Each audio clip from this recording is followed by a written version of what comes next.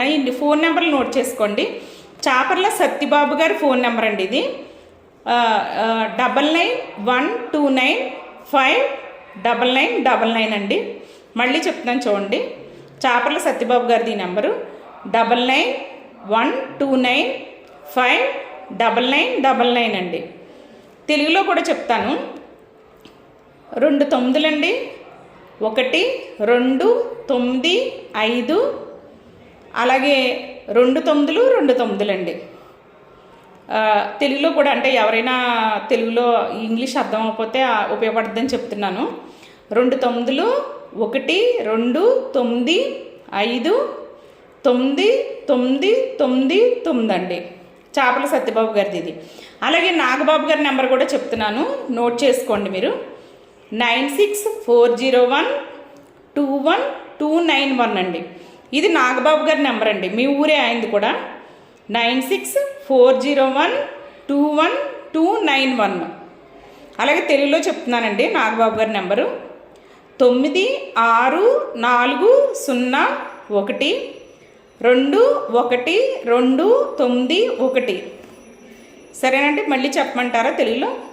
9640121291.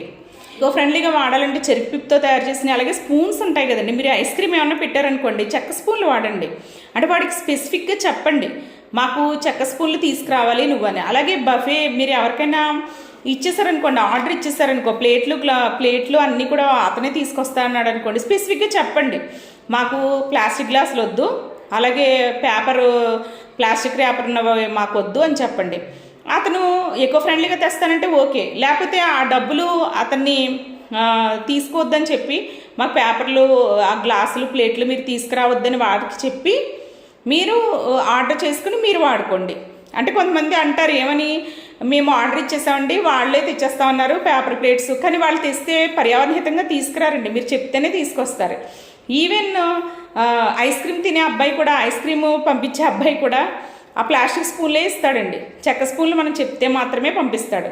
కాబట్టి మీరందరూ కూడా మా ఈ ప్రయత్నాన్ని కొంతమంది అయినా, అంటే అందరూ మారిపోతారని కాదండి, అందరూ మారాలని మేము ప్రయత్నం చేస్తాం. అందులో కొంతమంది అయినా మారుతారని మా ఉద్దేశం.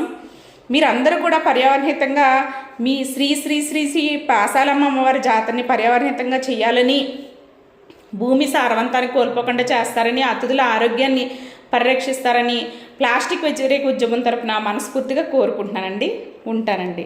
నమస్కారం.